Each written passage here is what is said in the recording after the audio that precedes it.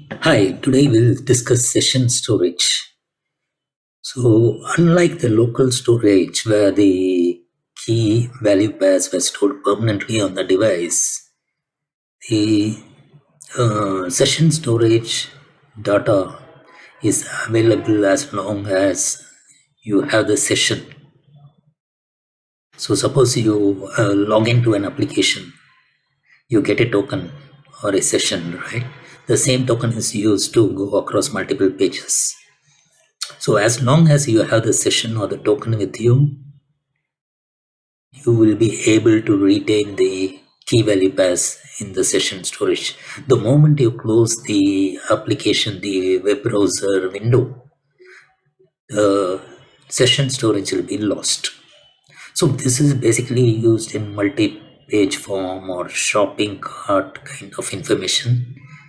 So either the token can also be saved till the session is alive, or in the case of multi-page form, you may need to suppose you go from form 1 to form 2, and again you want to come back to form 1, you should be able to retrieve those values and show it. So basically it is more related to the session than to the device. So in local storage, the values are stored on the device and it is not removed, whereas in the case of session storage, the data is stored as long as the session is available. Now we'll see how to put the session storage into action with HTML. So let's create a session store.html. Let's create the HTML template with the shift and bang.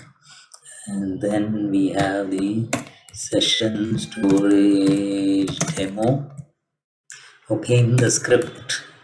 The script is very similar to the local storage. The only thing is instead of using the local storage, now you are using session storage dot set item, and let me say name comma xyz. Okay, assuming that this is in form 1 has this value, you add many more values to the form 1. Then what happens, you go to form 2, which I am not showing here, just I'm explaining to you. You go to form 2 and then get back from form 2 to form 1, then you'll do a session. You'll have to retrieve the values, right? You'll have to retrieve the values again in form 1 when you come back. So at that time, you'll say var dot name is equal to session storage dot get item of name. So the name is retrieved here. So and then we do the alert with name. I can also do a console.log name.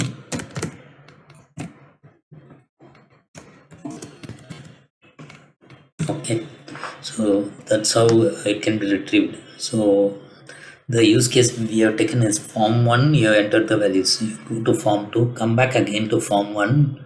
At that time, you'll retrieve the values and show the values again. And these values are stored in the session storage as key value pass, right? Now I run using the live server. The live server shows XYZ, which is correct. And when I inspect the elements and go to application, you can see the session storage as name and the value, right? And this key is with regard to the live server, so you can ignore this. Our key thing is the name and the XYZ, which we stored in the session storage, is here. It is retrieved and shown in the alert, and that's how the session storage works. And this value will be available as long as the session is available. The moment the session is closed, the window is closed, and the session is closed, the value will be removed from the session storage. That's with regard to session storage. Thank you.